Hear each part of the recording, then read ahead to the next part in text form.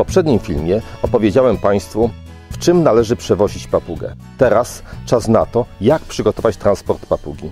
Wszystkie podróże, zwłaszcza dla papug, które nie odbywają ich na co dzień, są stresujące. W związku z tym, podczas jazdy powinny widzieć jak najmniej ze swojego otoczenia. Dlatego właśnie tego typu skrzynkę układamy tą stroną do góry, aby papudze ograniczyć widoczność. Istotne jest również, aby papuga podczas podróży nie widziała swojego opiekuna. Wynika to z tego, że skoro poddana jest w tym czasie stresowi, to ten stres nie powinien mieć twarzy jej opiekuna. Niech twarz opiekuna, jego obecność kojarzy się z papudze z najbardziej miłymi, radosnymi momentami. Podróż na pewno do takich nie będzie należała. Przynajmniej te pierwsze podróże. Dotyczy to papug, które nie są jeszcze mocno związane z opiekunami.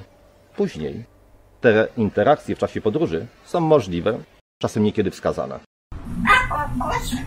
Jedziesz na działeczkę, Karolku? Nie tylko czy na działeczkę jedziesz? Tak? A może byś zaśpiewał? Chodź coś pośpiewamy. Szybciej droga nam zleci. Pośpiewaj la la la. Papuga dobrze się czuje w dużej klatce, w znanym jej miejscu, wśród przyjaznych osób. Natomiast w podróży przestrzeń wewnątrz transportówki nie powinna być zbyt duża. Jeżeli to będzie duża przestrzeń, papuga będzie bardziej zestresowana. Znajdując się na mniejszej, ciasnej przestrzeni, jej stres jest mniejszy. Pewniej się czuje. I w związku z tym, jeżeli będzie przebywać w odpowiednich warunkach, jakie zapewni taka właśnie skrzynka transportowa, czy taka jak ta, to w półmroku odizolowana od świata zewnętrznego, który może wywoływać stres, stres ten można znacznie ograniczyć, a nawet całkowicie go wyeliminować. Zawsze przestrzegam przed antropomorfizowaniem papug. Częstym błędem popełnianym przez właścicieli przewożonych ptaków jest chęć umilenia im w ludzki sposób podróży poprzez wymoszczenie ich skrzynek transportowych kocykami, ręcznikami, które powodują, że ich zdaniem papugi będą czuły się wewnątrz bardziej komfortowo, będzie im miło, będzie miękko. Nieprawda. One odczuwają komfort w zupełnie inny sposób niż my, ludzie. Dlatego takie właśnie piękne, miłe w dotyku i miękkie kocyki, ręczniczki są absolutnie nieodpowiednie dla naszych przewożonych papug.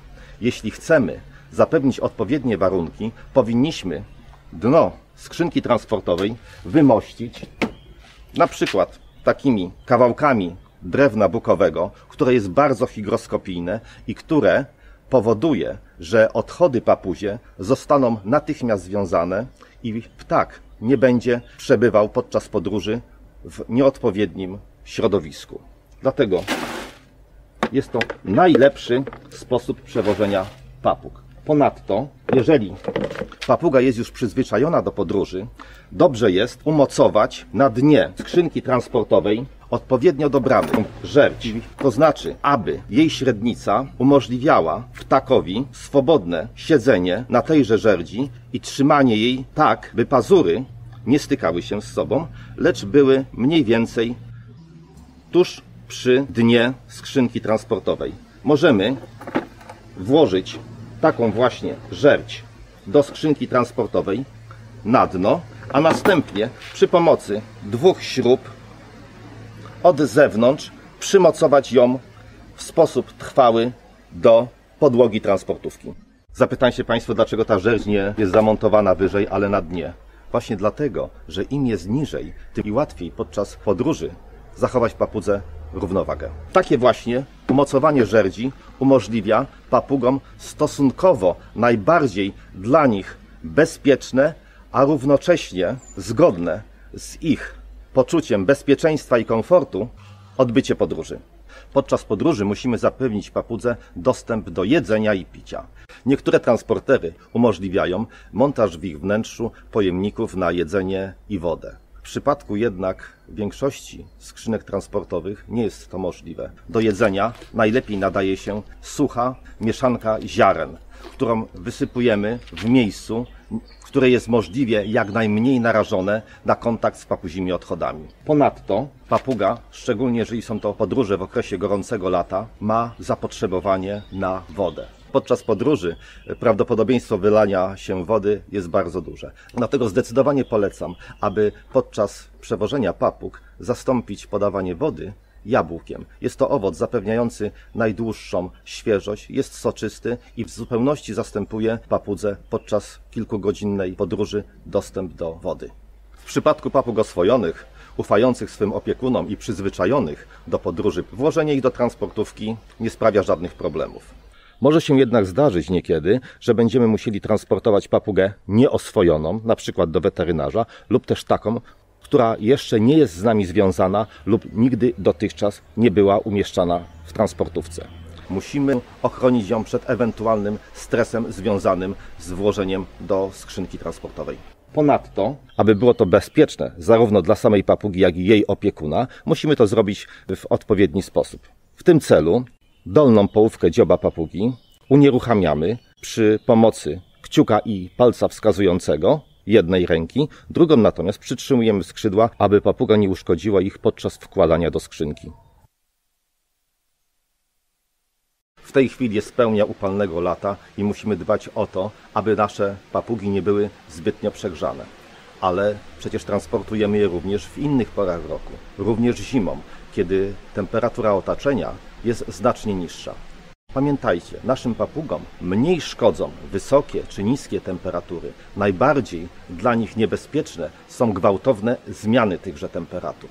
Dlatego, jeśli zimą wynosimy papugę do samochodu, to zawsze zadbajmy o to, aby ta podróż między mieszkaniem a samochodem była skrócona do minimum i w tym czasie zapewniona odpowiednia izolacja papuziej transportówki, która nie spowoduje szoku termicznego. A ponadto samochód powinien być już nagrzany, aby wewnątrz panowała temperatura zbliżona do tej, która jest w naszym mieszkaniu.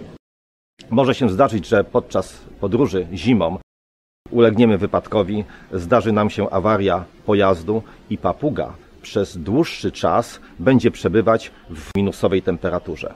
Jeśli papuga nie pozostaje w niskiej temperaturze zbyt długo, na pewno nie jest groźne to dla jej życia. Jednak jeśli po dłuższym przebywaniu papugi w niskiej, minusowej temperaturze zostanie ona nagle przeniesiona do wysokiej temperatury wewnątrz pomieszczenia, może to się zakończyć śmiercią. Wynika to z faktu, że posiadają one tak zwane pneumatyczne kości, czyli wypełnione w znacznej części wewnątrz powietrzem, które, to normalne prawo fizyki, w wyższej temperaturze gwałtownie zwiększa swoją objętość i powoduje śmierć zwierzęcia w cierpieniach. W podróży nigdy nie stawiajmy skrzynki transportowej na kolanach czy na siedzeniu. Wydaje nam się, że jest to lepiej dla papugi, ale w rzeczywistości jest zupełnie odwrotnie. Owszem, jeśli siedzenia w waszym samochodzie są idealnie płaskie, możecie to zrobić. Nie zapominajcie tylko przypiąć ją pasami. Ale na wyprofilowanym miękkim siedzeniu nie sposób ustawić skrzynkę w poziomie. Będzie ona niestabilna, a papuga będzie przeżywała dyskomfort. Podobnie będzie na waszych kolanach. Najlepszym, absolutnie najlepszym miejscem jest przestrzeń między fotelem kierowcy a pasażera, jeśli to oczywiście możliwe. Wtedy stawiamy skrzynkę na podłodze, a przesuwając do tyłu fotel możemy ją unieruchomić. Jest to równocześnie miejsce najbardziej bezpieczne, najmniej narażone na urazy związane z przemieszczaniem się innych bagaży wewnątrz auta. Jeśli dysponujemy samochodem kombi, to dobrym miejscem do przewożenia papugi jest też bagażnik. Przy pomocy tych gum jestem w stanie unieruchomić skrzynkę transportową. Równocześnie trzeba tak spakować pozostałe bagaże, aby swoim przemieszczaniem się podczas gwałtownych hamowań, zakrętów nie uszkodziły papugi, a równocześnie, aby nie spowodowały, że wentylacja wewnątrz skrzynki transportowej będzie nieodpowiednia. W samochodach typu sedan trzymanie zwierząt w bagażniku jest bardzo niebezpieczne, szczególnie latem. Nie każdy samochód, tak jak ten, ma specjalny otwór do przewożenia nart, który umożliwia wentylację tej właśnie przestrzeni.